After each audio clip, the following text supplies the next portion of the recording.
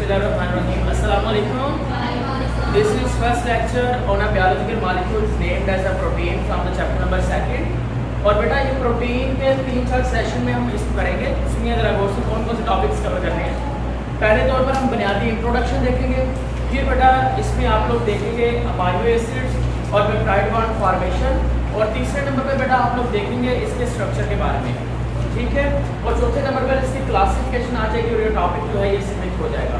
तो आज का हमारा जो फर्स्ट लेक्चर है वो बेटा प्रोटीन्स को समझने के बारे में। देखिए प्रोटीन्स का जो लफ्ज़ है बेटा वो प्रियंथम से निकला है।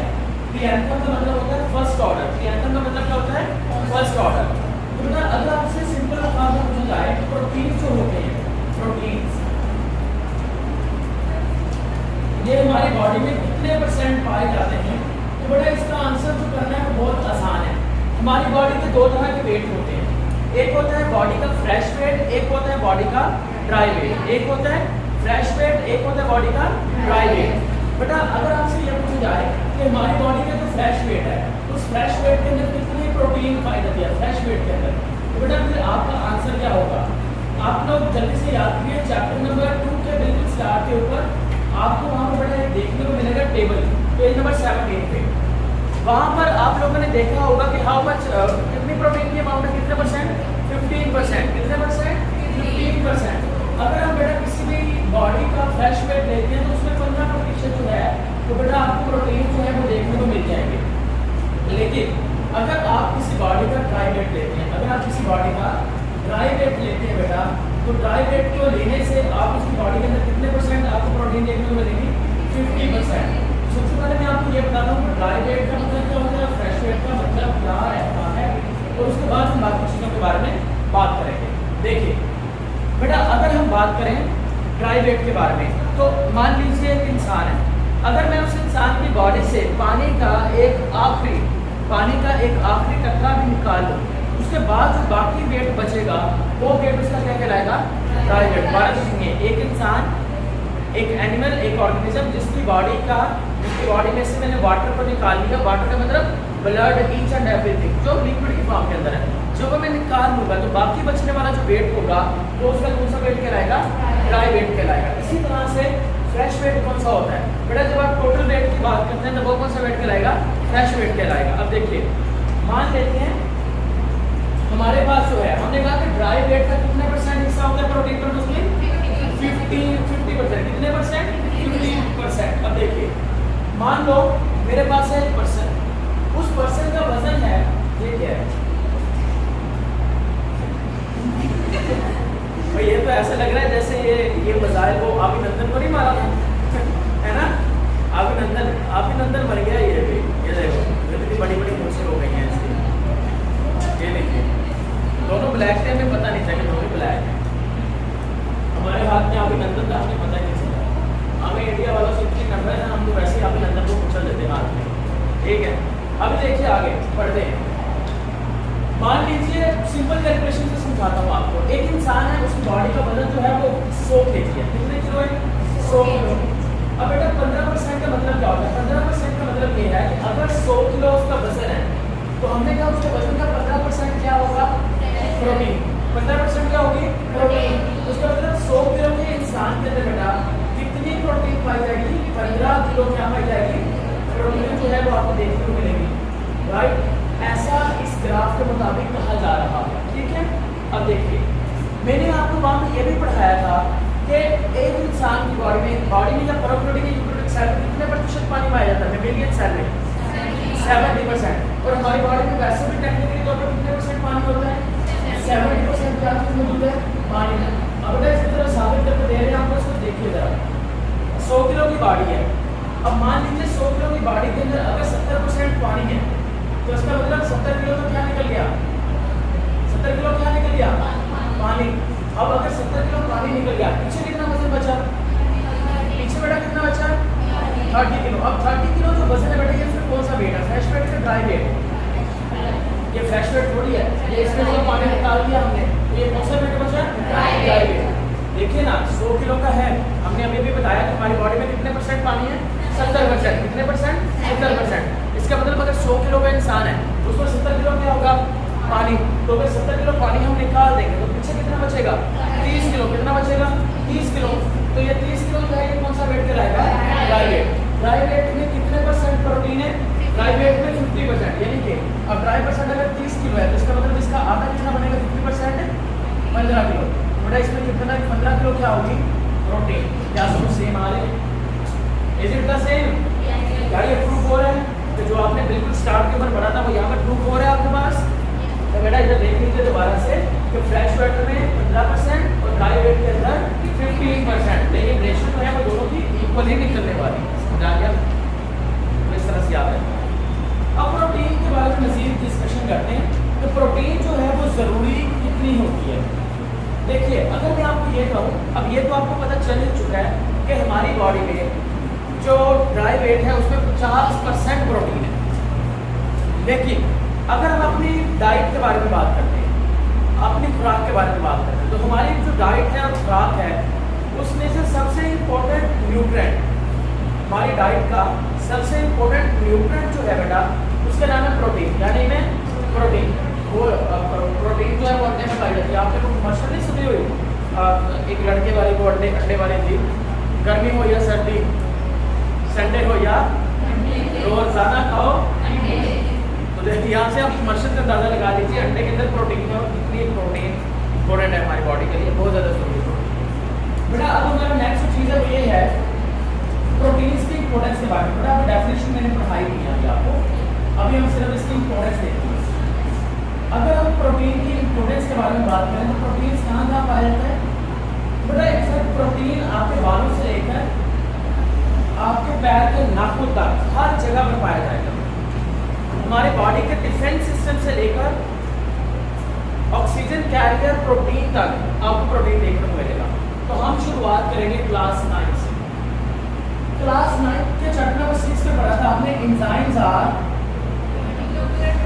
गुड वन, और यहाँ पर चैप्टर नंबर 3 में भी आपने पढ़ा है एंजाइम्स आर ग्लोब्यूलर प्रोटीन। यहाँ से आपको एक बात तो समझ में आ जाएगी कि बेटा एंजाइम्स जो होते हैं वो क्या होती हैं? ग्लोबुलर प्रोटीन्स होती हैं, ये भी प्रोटीन्स हैं। पॉइंट नंबर 2 आप लोगों ने बेटा चैप्टर नंबर 12 क्लास 10 के अंदर पढ़ के आए हैं हार्मोन्स के बारे में। हार्मोन्स अब एंजाइम्स किस चीज़ के लिए इन्वॉल्व होते हैं? Chemical reaction. तो बेटा जो केमिकल रिएक्शन को करवाना है, जो मेटाबॉलिज्म को परफॉर्म करना है वो कौन करेगा? एंजाइम्स। लेकिन बेटा अगर हार्मोन्स की बात करते हैं तो हार्मोन्स जो होते हैं ना ये रेगुलेटरी फैक्टर होते हैं। What is hormone? Regulatory factor.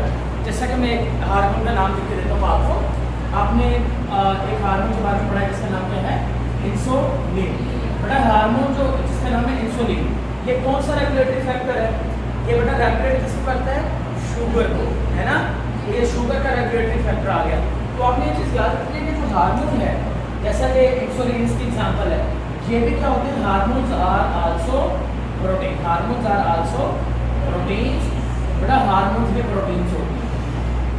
तीसरा प्रोटीन कहाँ पाई जाती है? आपने कहना है कि आपको जो बाल है हेयर्स, हेयर्स के अलावा अगर हम बात कर लेते हैं हमारे नेल्स के बारे में, तो बेटा ये भी क्या होती हैं? प्रोटीन्स। ये भी क्या होती हैं? प्रोटीन्स। अच्छा हमारी बॉडी में कौन सा स्केलेटन होता है? एंडोस्केलेटन के एक्सोस्केलेटन?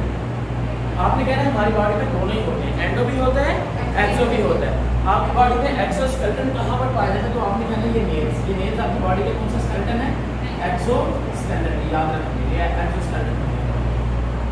उसके बाद अगर मैं बेटा बात करूँ हमारी बॉडी के डिफेंस के बारे में, तो हमारी बॉडी का जो डिफेंस है उसको क्या नाम देते हैं?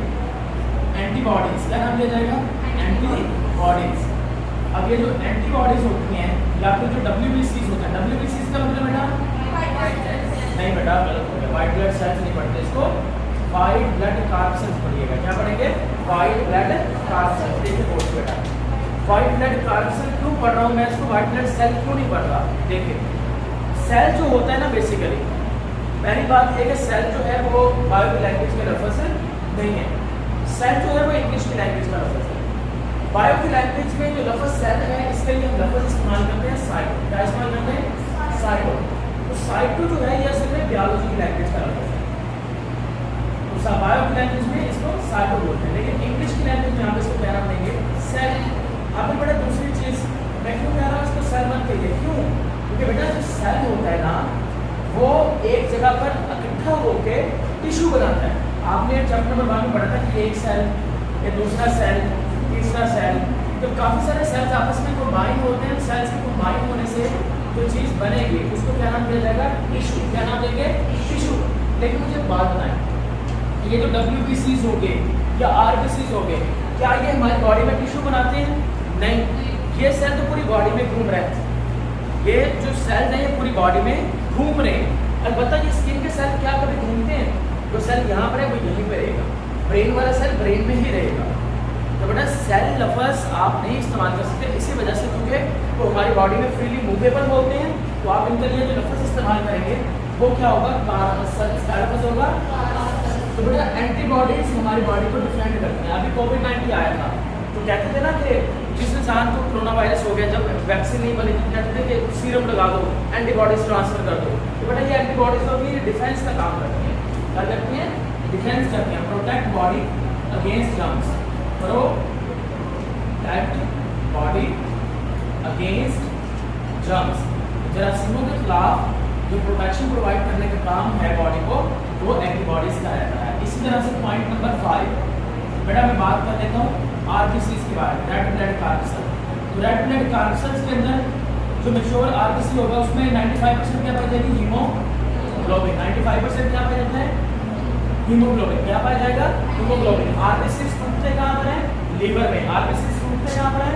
लीवर में। RBCs बनते कहाँ पर है? बोन मैरो में। कहाँ बनते हैं? बोन मैरो में।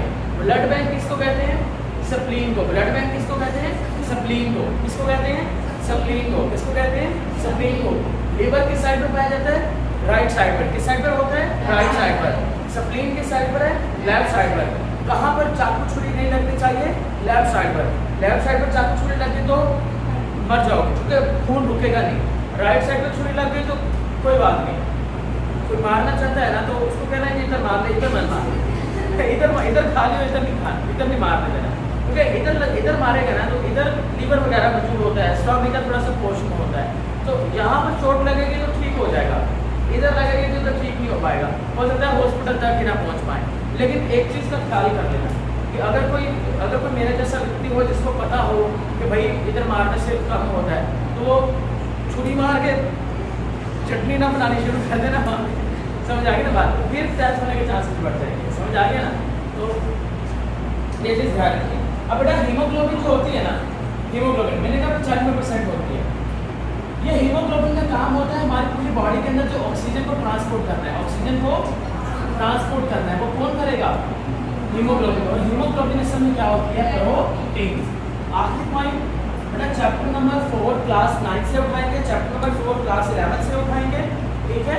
सेल एंड मॉलिक्यूलर बायोलॉजी की बुक के चैप्टर नंबर 4 में से उठाया जाएगा, ये रेफरेंसेस दे रहे हैं आपको। बेटा आप लोगों ने एक चीज़ पढ़ी है तो फोकस करो। आप लोग पढ़ के आए हैं कि जो सेल मेम्ब्रेन होती है वो दो चीज़ों से मिलकर बनती है, कौन कौन सी? Proteins and lipids, proteins and lipids, और स्मॉल अमाउंट में कार्बोहाइड्रेट्स भी होते हैं। तो यहाँ पर बेटा एक चीज़ याद रखिए, हमने कहा कि हमारी बॉडी का जो सिंपल यूनिट होता है, basic unit of life, basic unit of life को क्या नाम देते हैं? साइटो। क्या नाम देते हैं? साइटो। अब बेटा अगर इस साइटो की बात करें तो साइटो की प्लाज्मा मेम्ब्रेन को बनाने के लिए हमें किस चीज़ की जरूरत होती है? इसका मतलब ये हुआ अगर प्रोटीन्स नहीं होंगे क्या साइटो की प्लाज्मा मेम्ब्रेन बनेगी? नहीं बनेगी। जब सेल नहीं बन पाएगा तो क्या अगली लाइफ स्टार्ट हो पाएगी? नहीं हो पाएगी। इसका मतलब कि प्रोटीन जो है वो हमारी बॉडी में एक सेल से लेके बड़े लेवल तक बहुत इंपॉर्टेंट रोल प्ले करती है। अब हम बेटा अगली बात करेंगे, वो क्या है? अगर हम प्रोटीन्स के बेटा ये प्रोटीन्स के पॉइंट समझ में आए, कितने पॉइंट्स हमने लिखे हैं? डिवाइस कर लेते हैं एक बार। Number 1 enzymes, number 1 enzymes, number 2 hormones. Enzymes क्या काम करते हैं? केमिकल रिएक्शन करवाते हैं। हार्मोन्स क्या काम करते हैं?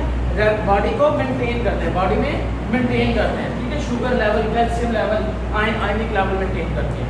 उसके बाद और काम करें हेयर्स और नेल्स। उसके बाद एंटीबॉडीज। एंटीबॉडीज का काम क्या होता है? बॉडी को क्या करना? डिफेंड करना। क्या करना? किसके खिलाफ डिफेंड करना? जर्म्स के खिलाफ। उसके बाद नेक्स्ट कौन सा आगे बेटा?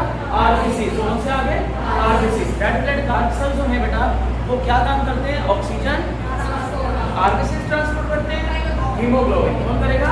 हीमोग्लोबिन। हीमोग्लोबिन कहाँ पर पाया जाता है? आरबीसी के अंदर। आरबीसी के अंदर। यहाँ पर एक एमसीक्यू और याद कर ले, चैप्टर 4 में पूछ जाएगा। बेटा हमारी बॉडी का कौन सा वो सेल है जिसमें आरबीसी जिसमें न्यूक्लियस नहीं पाया जाता? तो आपने कहना है नहीं बेटा, मैच्योर आरबीसी। क्या बोलेंगे? Mature RBC. तो मैच्योर आरबीसी के अंदर क्या चीज एब्सेंट होती है? न्यूक्लियस। क्या एब्सेंट होता है? न्यूक्लियस। हमारी बॉडी का कौन सा वो सेल है जिसमें न्यूक्लियस बहुत ज्यादा पाए जाते हैं? तो आपका आएगा स्केलेटल सेल। ये जो मसल के सेल होते हैं ना, इनमें न्यूक्लियस बहुत ज्यादा पाया जाता है। सही है। तो जिस दिन हमने पहली बार पढ़ा ना, न्यूक्लियस इसमें बहुत ज्यादा पाया जाता है, तो हम डॉक्टर के पास उसी दिन टीका लगवाने के लिए गए। तो आपको पता है ना, तो नर्स होती है ना, नर्स बड़े प्यार से आराम से कुछ कहते हैं हाँ सीधा करिए, थोड़ा स्ट्रेट करें, बंदा ना आहिस्ता आहिस्ता सीधा कर लेता है। तो मेल आ गया, पुरुष आ गया टीका लगाने के लिए, हमने तो मर गए। सही है। कहता हाँ सीधा करें, हमने ऐसे रखा था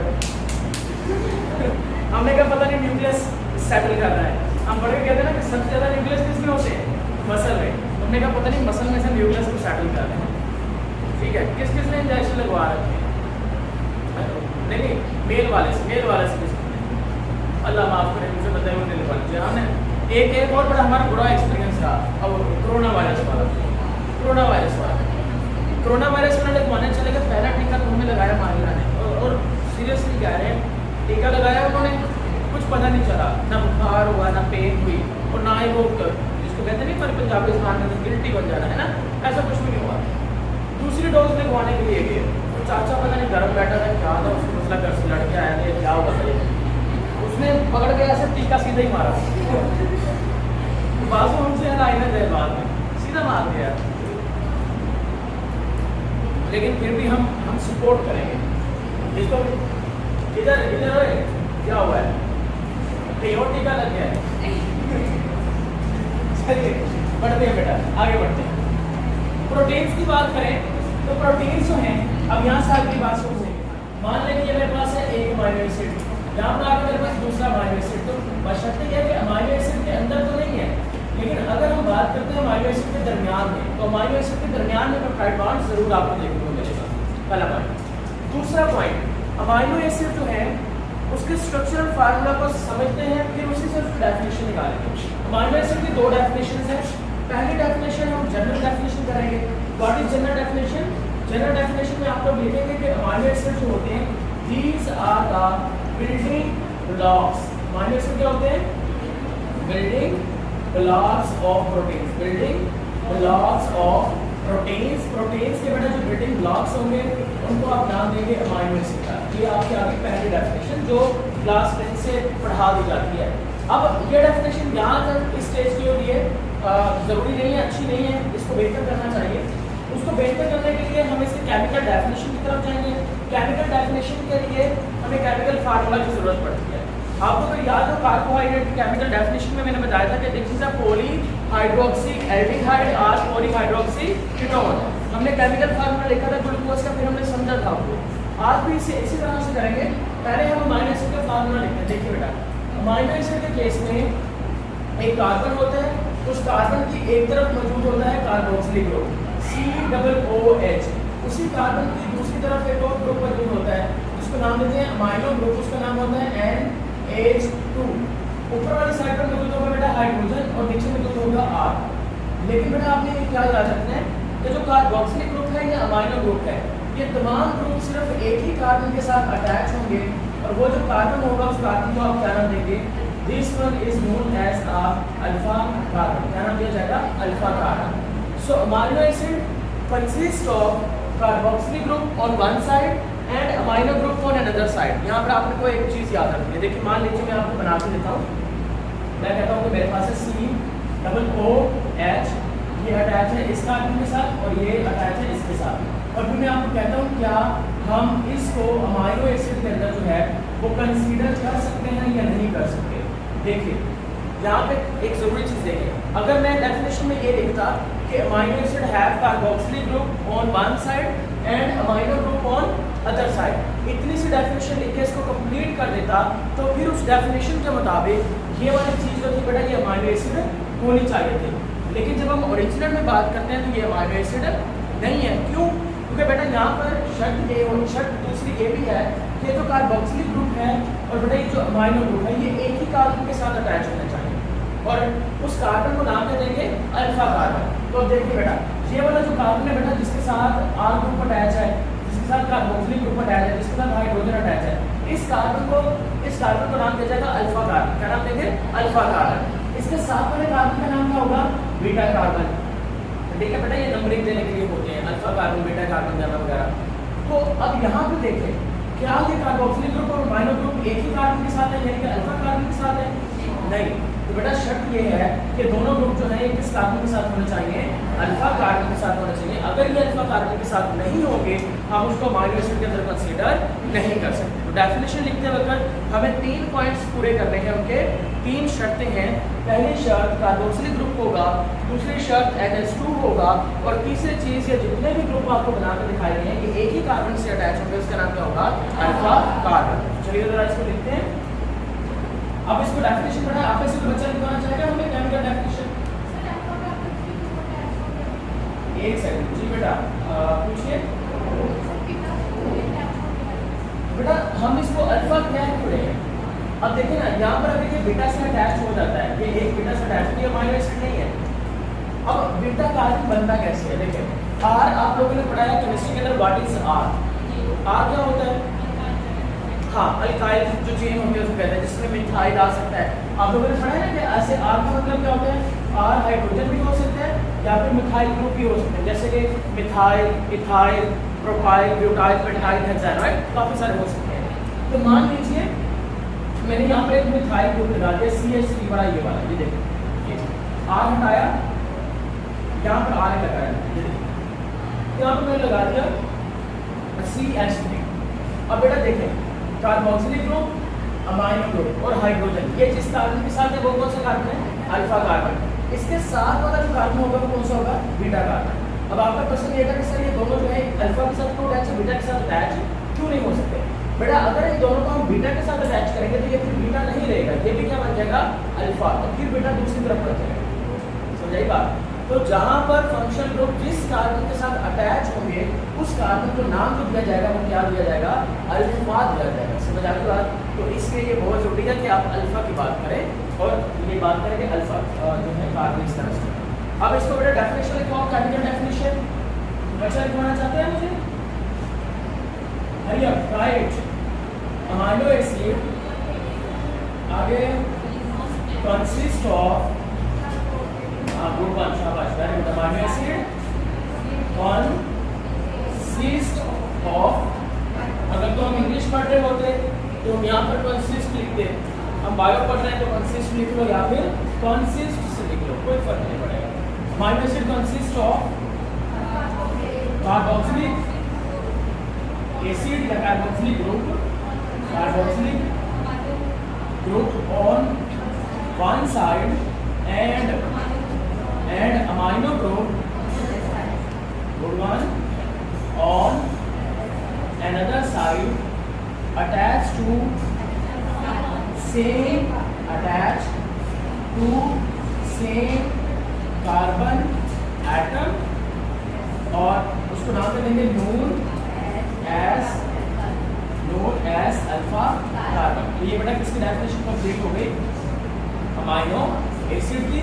और कौन सी डेफिनेशन बेटा ये मैंने कंप्लीट करवाई? केमिकल, और पहले आपको फिजिकल पढ़ाई। और ये बेटा उसका क्या लिखा गया? दैट इज द फार्मूला, जो उसका अमाइनो एसिड का जो फार्मूला है बेटा वो आपको यहाँ पर देखने को मिल जाएगा। Is it clear? यहाँ बस में आई बात, और ये वाली चीज़ भी समझ आ गया ना? ओके, अब हम चलते हैं कि अमाइनो एसिड जो है वो हमारी बॉडी में कितनी तरह के पाए जाते हैं, नेचर में कितनी तरह के हैं, और कितनी तरह के बारे में पता है, और कितनी तरह के प्रोटीन बनाते हैं। गौर से सुने, स्टॉप करें अभी ड्राइव करना, सुने गौर से, इंपॉर्टेंट पॉइंट्स हैं। अगर मैं बात करूँ तो नेचर के अंदर, कुदरत में, यानी कि टोटल तौर पर कितने पाए जाते हैं, तो साइंटिस्ट का एक अनुमान है कि टोटल में भी टोटल अमाइनो एसिड का जो नंबर है वो 500 के करीब होना चाहिए। टोटल अमाइनो एसिड का जो नंबर है वो ऑलमोस्ट शायद 500 है, उनको ऐसा लगता है। अब उसके बाद दूसरी चीज़ देखें, नून अमाइनो एसिड, ऐसे अमाइनो एसिड जिनके बारे में वो जानते हैं, वो कितना नंबर है? 200। अब वो अमाइनो एसिड जो बॉडी में पाए जाते हैं, amino acid present in body. वो अमीनो एसिड जो कहाँ पाए जाते हैं? बॉडी में पाए जाते हैं। उनका नंबर कितना है? 170। और वो अमीनो एसिड जो प्रोटीन बनाते हैं, देखें, वो amino acid that forms protein, उनका नंबर कितना है? 20। और बेटा amino acid involves in final structure of protein, वो कितने होते हैं? 25। टाइम कहाँ से आ गया? आप लोगों ने कुछ अमीनो एसिड के टाइप्स पढ़ी हैं क्लास 10th के अंदर। मैं बेटा ये रिपीट करता हूँ, समझाता हूँ ये क्या बात है, लेकिन थोड़ा सा पीछे से कनेक्शन जोड़ दें। आप लोगों ने वहाँ पे पढ़ा था दो तरह के amino acid, essential and essential वो होते हैं जिसकी बॉडी को ज़रूरत होती है, और नॉन एसेंशियल वो होते हैं, ऐसे पढ़ा था आप लोगों ने, या फिर आपने ये पढ़ा था कि जो एसेंशियल होते हैं, नॉन एसेंशियल है उनको प्रिपेयर करने में टाइम लगता है, ऐसा कुछ पढ़ा था कि जो एसेंशियल होते हैं वो प्रिपेयर नहीं हो सकते। क्या पढ़ा था आप लोगों ने? हाँ, ये चीज़ सही है। अब देखिए आगे, अब यहाँ पर मैंने जो नंबर्स लिखे हैं उनको समझना है आपने। पहले मैंने लिखा कुदरत का मतलब पूरी दुनिया की बात हो रही है, इन्वायरमेंट की बात कर रहे हैं। तो साइंटिस्ट को लगता है कितनी तरह के हो सकते हैं? 500 तरह के। अब जानते हैं कितनी तरह के हम? हमारी बॉडी में अगर टोटल अमीनो एसिड की बात करें तो टोटल अमीनो एसिड कितने हैं? 170।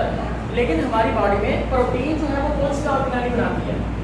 Which one is a protein factory? Ribosome. Protein factory किसको कहते हैं?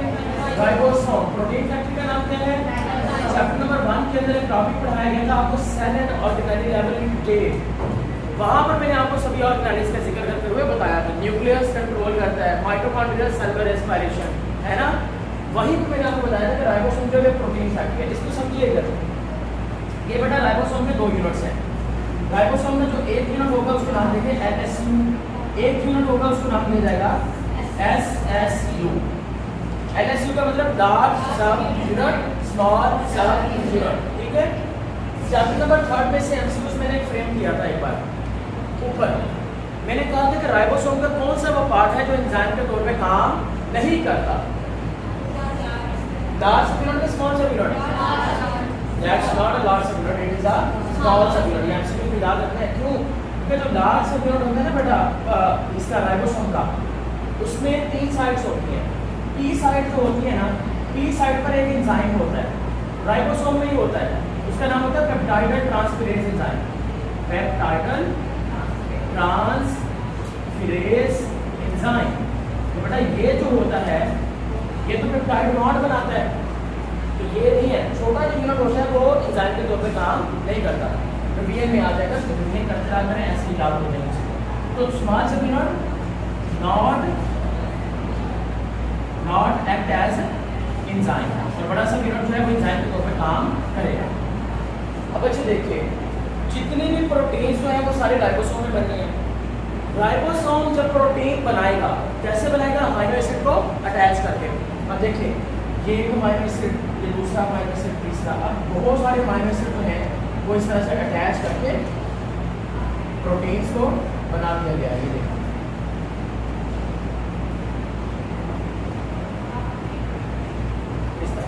ये देखो। तो बेटा जब राइबोसोम से प्रोटीन बन के निकलेगी तो राइबोसोम कितने अमीनो एसिड का इस्तेमाल करके प्रोटीन बनाएगा? 20। कितने? 20।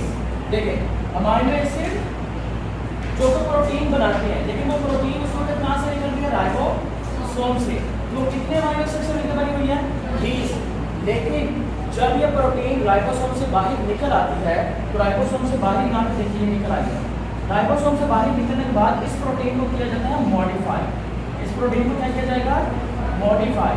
बेटा जब प्रोटीन को मॉडिफाई कर दिया जाएगा तो फिर इसके अंदर और भी अमीनो एसिड ऐड कर दिए जाते हैं, और वो जो और अमीनो एसिड उनके अंदर ऐड किए जाएंगे उस अमीनो एसिड का नंबर क्या हो सकता है? 5 हो सकते हैं। तो इसलिए जो फाइनल प्रोटीन बनेगा तो उसमें कितने तरह के अमीनो एसिड इन्वॉल्व होंगे? 25। बेटा 25 का मतलब ये हरगिज़ नहीं है कि एक प्रोटीन में 25 अमाइनो एसिड है। इसका मतलब ये है 25 डिफरेंट टाइप्स के अमाइनो एसिड होंगे जो कि प्रोटीन को बनाएंगे। समझ आ गई बात? तो अगर आपसे ये पूछा जाए how many amino acids are present in protein remove from the ribosome, तो राइबोसोम से निकलने वाली प्रोटीन में कितनी तरह के अमाइनो एसिड इस्तेमाल हुए हैं? गलत हो गया, 20। राइबोसोम से निकलने वाली प्रोटीन में कितनी तरह के अमाइनो एसिड इस्तेमाल हुए हैं? लेकिन जब वो प्रोटीन राइबोसोम से निकल गई है तो उसमें क्या की गई? मॉडिफिकेशन। क्या की गई? तो मॉडिफिकेशन के बाद 5 और अमाइनो एसिड इस्तेमाल किए जाएंगे, तो फिर टोटल अमाइनो एसिड का नंबर कितना हो जाएगा? 25। ये आपको गलत नहीं होना चाहिए, कन्फ्यूजन। अच्छा, यहाँ पर एक और चीज़ एक्सक्यूज में पूछा जाएगी कि बेटा जो एंजाइम्स होते हैं, आप लोगों ने पढ़ा ना एंजाइम्स एंड प्रोटीन्स, राइट? अगर हम आपसे ये पूछें कि एंजाइम्स होते हैं वो तो प्रोटीन है, तो enzymes are made up of how many amino acid? Enzymes are made up of how many amino acid? कितने अमाइनो एसिड से मिलकर बनते हैं? अब बेटा यहाँ पे देखो जाने आपने, तो ऑप्शन ए है आपके पास hundreds of amino acid, hundreds of amino acid, so thousands of amino acid,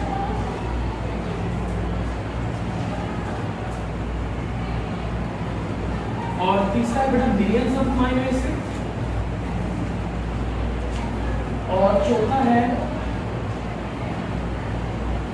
all of this. चलिए आप इसमें से चूज करेंगे कि बेटा जो प्रोटीन्स हैं या एंजाइम्स जो हैं, जो कि टेक्निकली तौर पर क्या है? प्रोटीन्स। एंजाइम्स टेक्निकली तौर पर क्या होती हैं? प्रोटीन्स। वो कितनी अमाइनो एसिड से मिलके बने होते हैं? Hundreds of amino acid, thousand of amino acid, million of amino acid, या वेरी गुड, शाबाश। आप बिल्कुल सही किया। कौन सा है बेटा? Hundreds of amino acid. यहाँ पर थाउजेंड वाला या दूसरे वाला जो होगा वो गलत पर सिलेक्ट किया जाएगा। तो बेटा अभी हम देख लेते हैं कि अमाइनो एसिड क्या होते हैं और अमाइनो एसिड के नंबर वगैरह के बारे में पढ़ लेते हैं। अभी अमाइनो एसिड हमने देखा, अभी अमाइनो एसिड की कुछ टाइप्स भी बाकी हैं। अमाइनो एसिड से रेलिवेंट जो पेप्टाइड बॉन्ड फॉर्मेशन है वो भी बाकी है, वो इंशाल्लाह नेक्स्ट लेक्चर में करेंगे, जो हम कल करेंगे। आपका यहाँ तक अगर किसी बच्चे को कोई प्रॉब्लम है किसी भी चीज़ को लेकर वो पूछ